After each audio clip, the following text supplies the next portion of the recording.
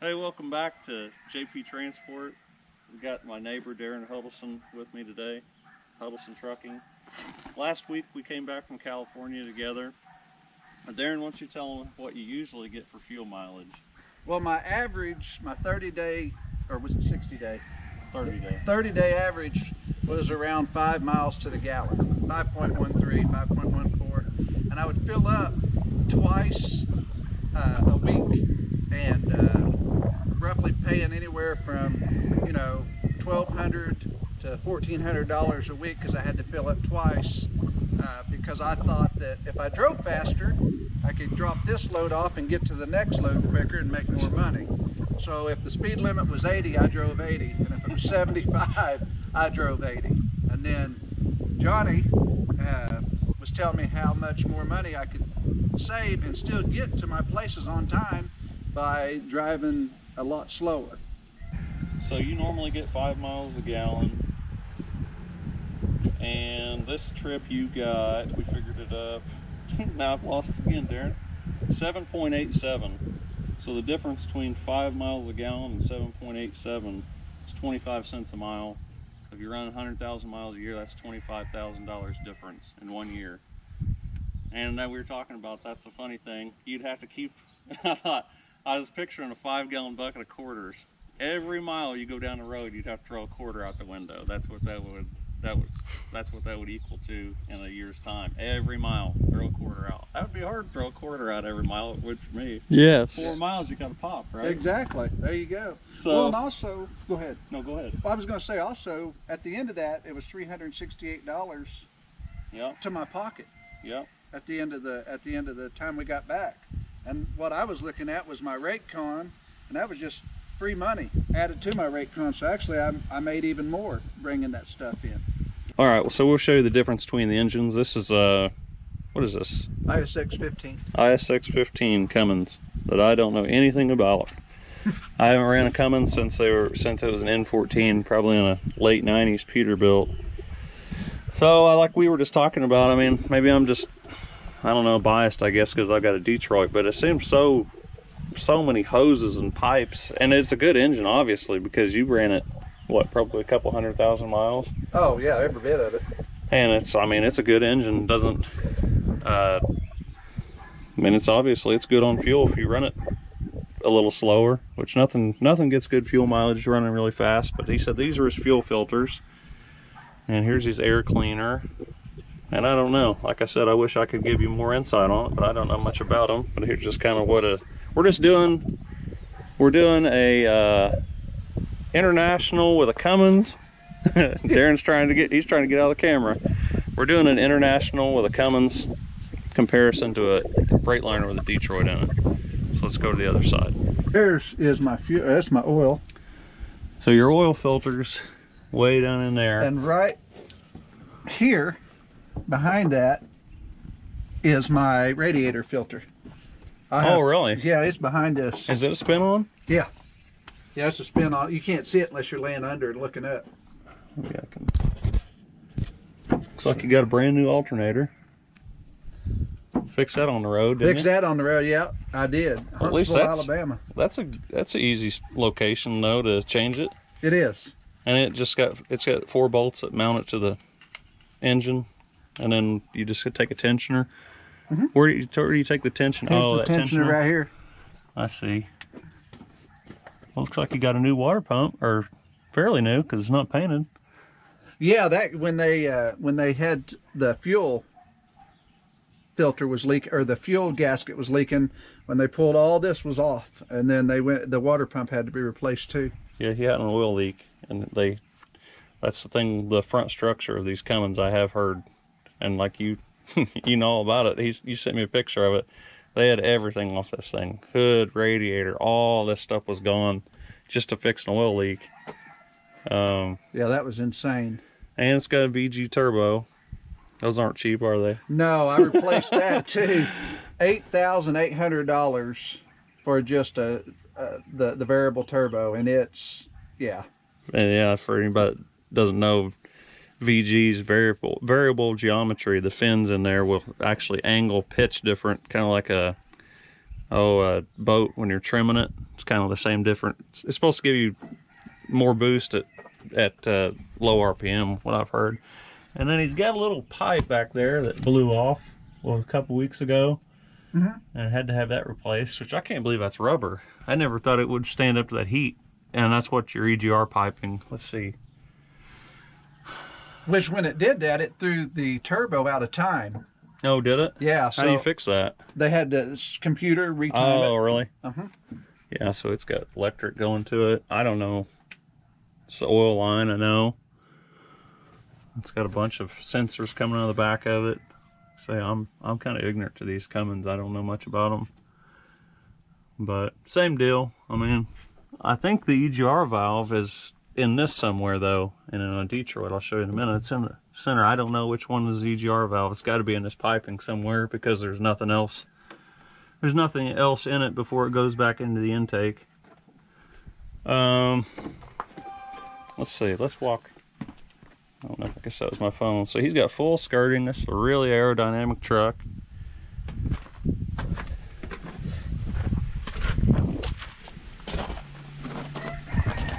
Six by 4.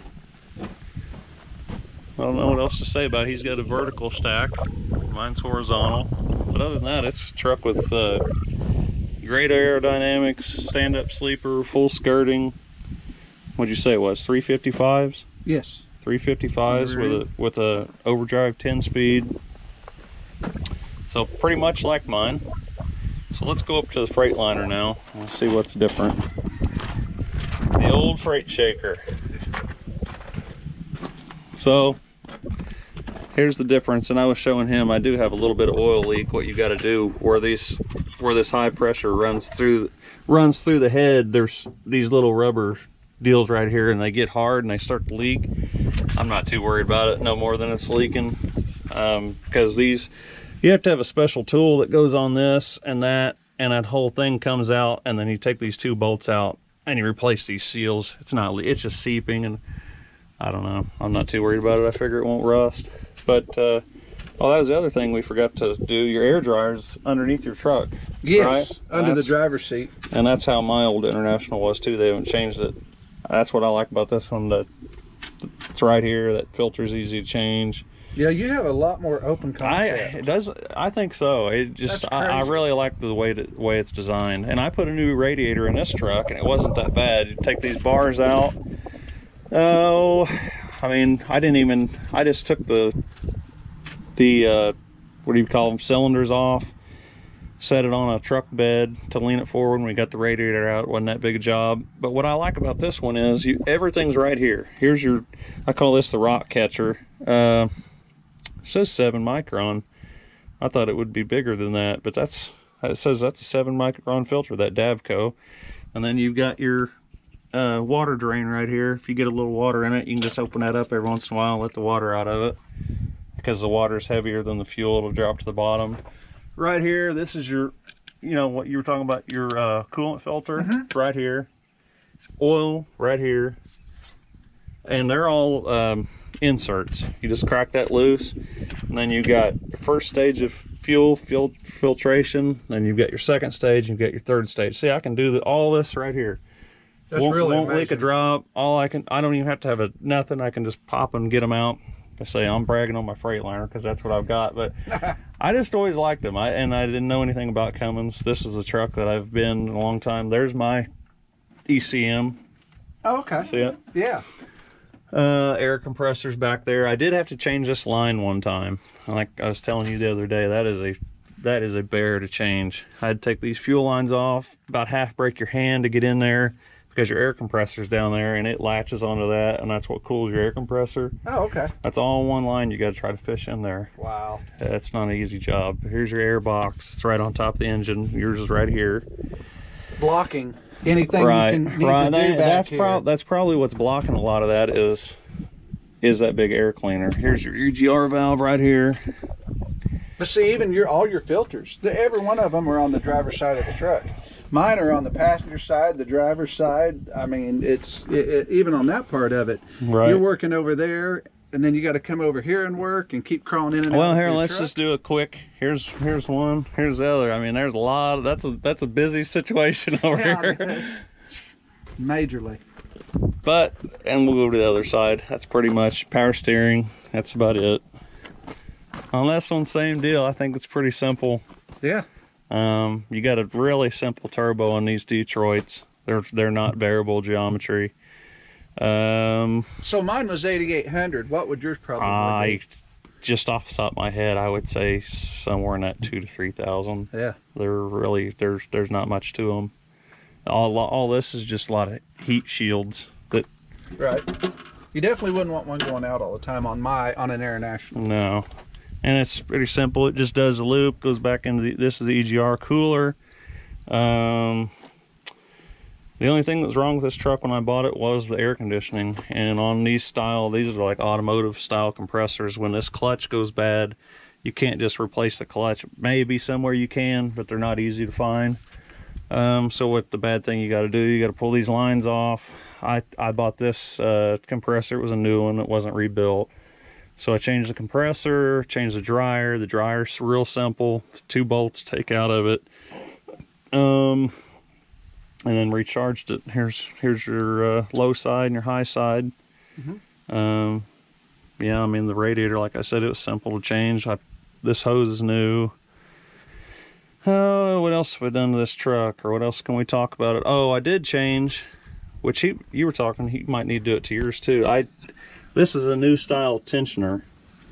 It's got, I think, 4 bolts will hold it on there. He used to have some springs. If you know Detroit, it would have two springs, and they've got this new style now. So I put a new tensioner on it, 2 new belts. That's not a big job at all, and that's something that is known for going bad with Detroits, is that tensioner assembly will wear out and then it'll throw a belt.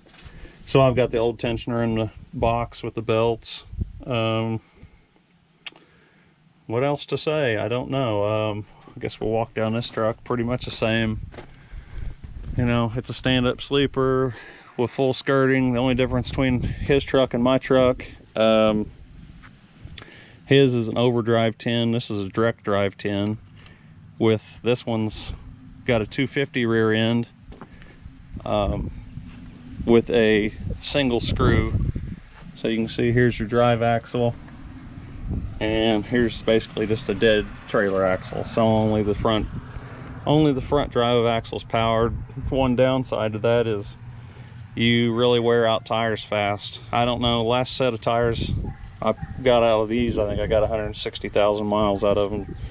But these tires have right now over 200,000 miles on them, the way they set. And they've got a lot of life left in them because they're trailer tires, so they don't come with very heavy tread.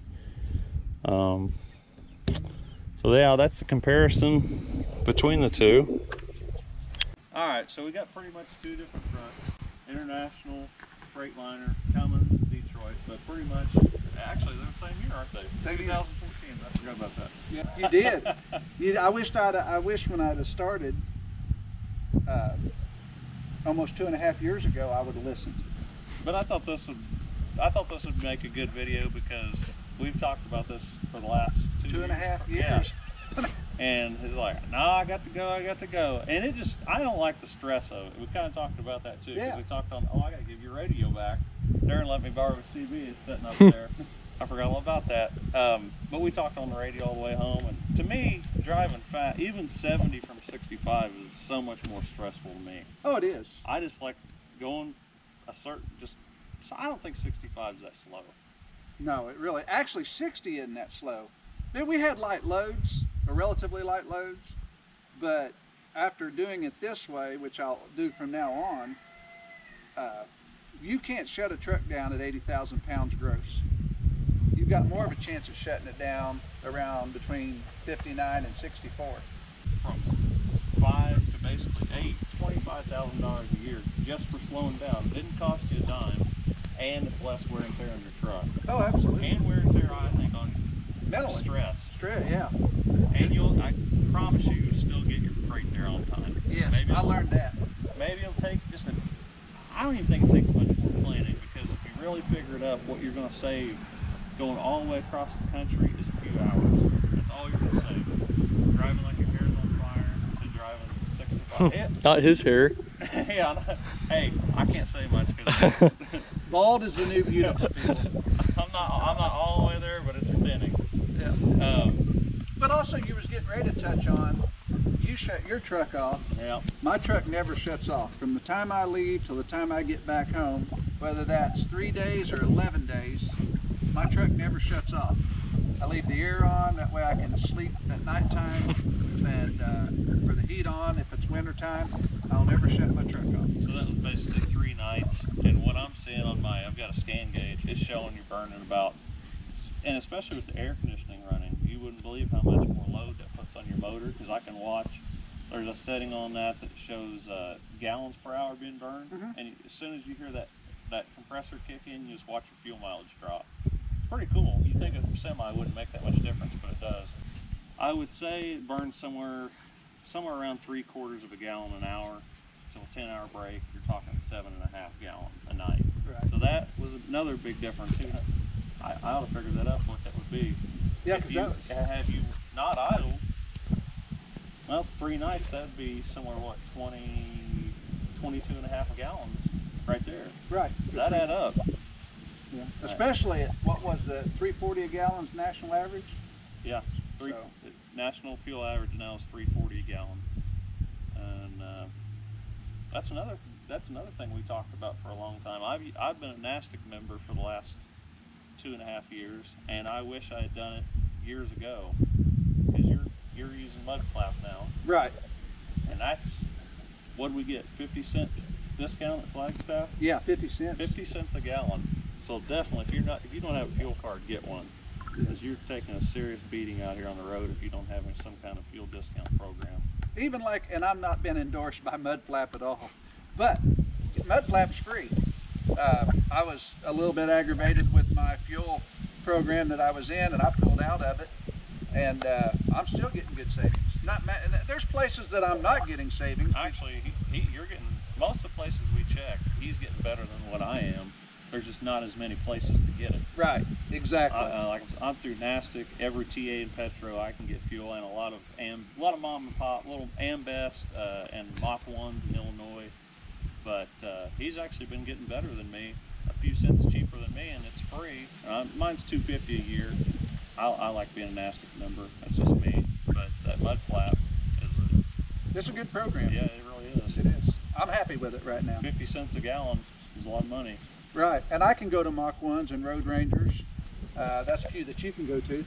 But you know, it's basically also supporting the mom and pop fuel stations, which I like to do that. So. And to each his own on that. Yep. Well, I think we're going to close with that. Darren, thanks a lot for coming man, over and no bringing your problem. truck over. And Yeah, thanks for teaching me how to save money, man. it's, Yeah, you'll get a Christmas card this year. yeah. All right, signing off. Yeah.